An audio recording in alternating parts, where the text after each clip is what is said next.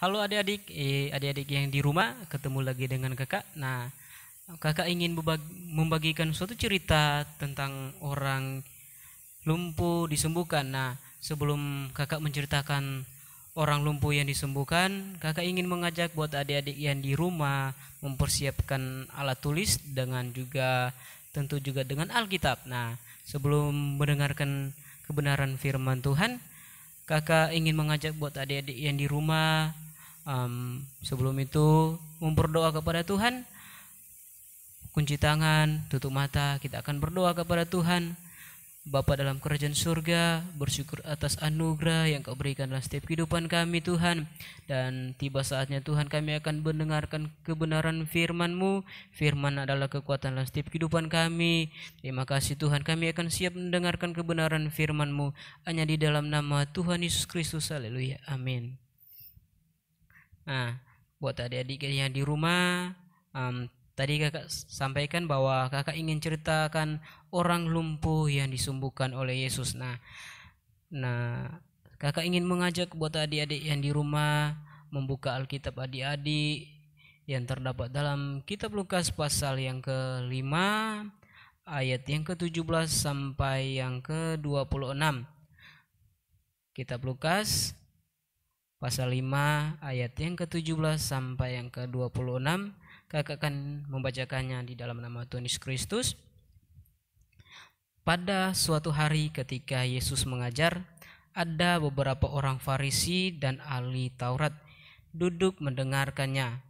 Mereka datang dari semua desa di Galilea dan Yudea dan dari Yerusalem.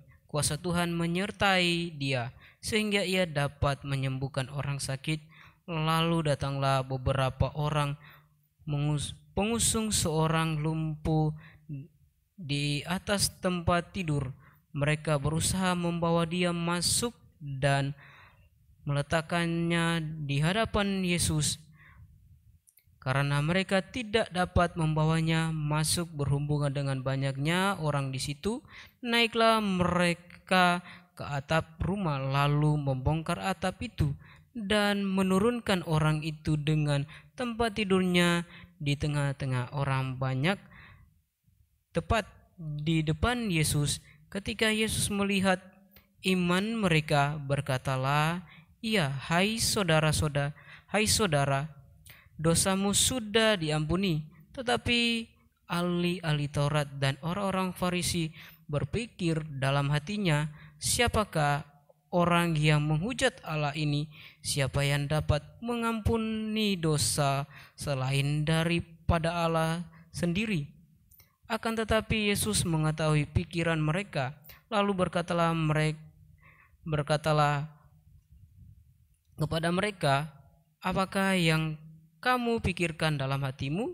Manakah yang lebih mudah, mengatakan dosamu sudah diampuni, atau mengatakan bangunlah dan berjalanlah? Tapi supaya kamu tahu bahwa di dunia ini Anak Manusia berkuasa mengampuni dosa, berkatalah ia kepada orang lumpuh itu, "Kepadamu kukatakan, bangunlah, angkatlah tempat tidurmu dan pulanglah ke rumahmu." Dan ketika itu juga bangunlah ia di depan mereka, lalu mengangkat tempat tidurnya dan pulang ke rumahnya sambil memuliakan Allah. Semua orang itu takjub lalu memuliakan Allah, dan mereka sangat takut karena katanya, "Hari ini kami telah menyaksikan hal-hal yang sangat mengherankan." Nah, adik-adik, karena sudah membaca ayatnya, adik-adik bisa memperhatikan dalam kitab Lukas, adik-adik bisa baca kembali. Nah, di sini ada orang lumpuh yang disembuhkan. Nah, ketika pada waktu itu Yesus sementara mengajari, maka di situ juga ada orang-orang Farisi dan ahli-ahli Taurat yang mendengarkan pengajaran Yesus pada waktu itu. Nah, ada begitu banyak orang yang ada di tempat itu adik-adik, begitu banyak sehingga ada orang yang mau membawa temannya adik-adik untuk disembuhkan, tetapi mereka melihat bahwa begitu banyak adik-adik, banyak orang yang ada di situ, sehingga mereka tidak bisa masuk adik-adik. Nah, ketika mereka melihat bahwa begitu banyak orang yang di situ, mereka tidak bisa masuk karena begitu banyak orang yang ada di situ. Jadi mereka mengambil satu keputusan, mereka mengambil cara dengan mereka harus melalui atap. Nah, ketika mereka melalui atap, maka mereka menurunkan temannya, adik-adik. Nah, kita lihat di sini adik bahwa teman-temannya membawanya kepada Yesus untuk disembuhkan. Nah, ketika dia diturunkan, maka Yesus melihat dia, maka Yesus pun berkata kepada dia, adik-adik bisa lihat bahwa Yesus katakan bahwa dosamu sudah diampuni. Adik-adik bisa lihat di ayat yang ke-20, ketika Yesus melihat iman mereka, berkatalah, iya, hai saudara, dosamu sudah diampuni. Nah, ketika Yesus berkata seperti itu, maka ahli-ahli Taurat berkata, tetapi adik-adik bisa lihat dalam ayat yang ke-21, tetapi ahli-ahli Taurat dan orang-orang Farisi berpikir dalam hatinya, siapakah orang yang menghujat Allah ini? Siapa yang dapat mengampuni dosa selain daripada Allah sendiri? Nah, ayat yang ke-20, tetapi Yesus mengetahui pikiran mereka, lalu berkata kepada mereka, apakah yang kamu pikirkan dalam hatimu? Manakah yang lebih mudah, mengatakan dosamu sudah diampuni, atau mengatakan bangunlah dan berjalanlah? Nah, di sini Yesus berkata kepada orang-orang Farisi itu dan orang-orang Taurat, maka di sini Yesus katakan bahwa manakah lebih baik, manakah yang lebih mudah, mengatakan dosamu sudah diampuni, atau mengatakan bangunlah dan berjalanlah? Nah, di sini bahwa Yesus katakan seperti itu kepada orang-orang yang ada di situ, orang Farisi dan ahli-ahli Taurat. Maka kita melihat di sini adik-adik, orang lumpuh ini Tuhan Yesus sembuhkan. Nah, ketika Yesus menyembuhkan orang lumpuh ini, maka Yesus katakan kepada orang lumpuh bahwa pulanglah dia ke rumahnya. Maka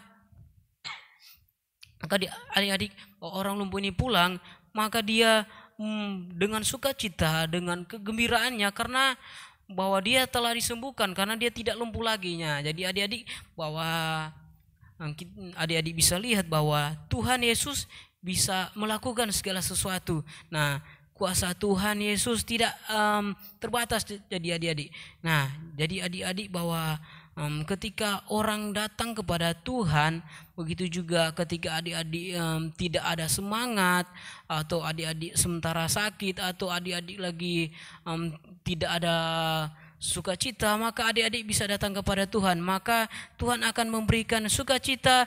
Dan ketika adik-adik lagi lemah, maka Tuhan akan memberikan kekuatan buat adik-adik. Asalkan adik-adik yang di rumah datang kepada Tuhan. Ketika adik-adik sedang sakit, maka adik-adik bisa datang kepada Tuhan. Tuhan akan menyembuhkan ketika adik-adik datang kepadanya. Maka ketika adik-adik bersuara memanggil nama Tuhan dan meminta tolong kepada Tuhan, maka Tuhan akan menolong buat adik-adik ketika adik-adik berteriak meminta tolong kepada Tuhan. Nah, firman Tuhan adik-adik yang ada di dalam kitab Matius pasal 11 ayat yang ke-28, di sini dikatakan, marilah kepadaku semua yang letih lesu dan berbeban berat, aku akan memberikan kelegaan kepadamu. Nah, jadi adik-adik, ketika adik-adik ada punya semangat, maka ketika adik-adik datang kepada Tuhan, datang berdoa kepada Tuhan, tentu Tuhan akan memberikan kelegaan buat adik-adik. Ketika adik-adik sakit, maka adik-adik bisa datang kepada Tuhan, meminta pertolongan kepada Tuhan, maka Tuhan akan menyembuhkan dan memulihkan buat adik-adik. Ketika adik-adik mengalami sakit, maka ketika adik datang kepada Tuhan meminta pertolongan Tuhan, maka Tuhan akan memulihkan setiap sakit dengan ketika adik-adik, asalkan adik-adik mau datang kepada Tuhan. Itu asalkan adik-adik mau datang kepada Tuhan. Kalau adik-adik mau mendapatkan suatu kelegaan, semangat yang baru, maka adik-adik bisa datang kepada Tuhan. Nah, itulah yang kakak bisa sampaikan, dan kakak ingin katakan bahwa jangan lupa membaca Alkitab dan berdoa, dan ada renungan yang telah dikirim di WA. Adik-adik bisa baca dan adik-adik bisa merenungkan kebenaran firman Tuhan.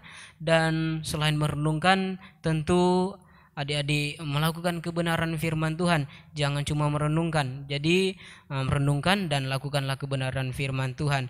Nah, puji Tuhan, amin firman Tuhan. Dan kakak ingin berdoa untuk kebenaran firman Tuhan. Buat adik-adik yang di rumah, mari kunci tangan, tutup mata, kita akan berdoa kepada Tuhan. Bapa dalam kerajaan surga, berterima kasih atas kebaikan-Mu.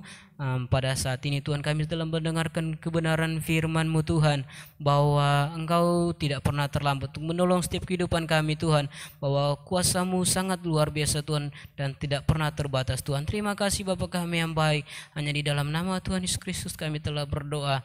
Haleluya, amin.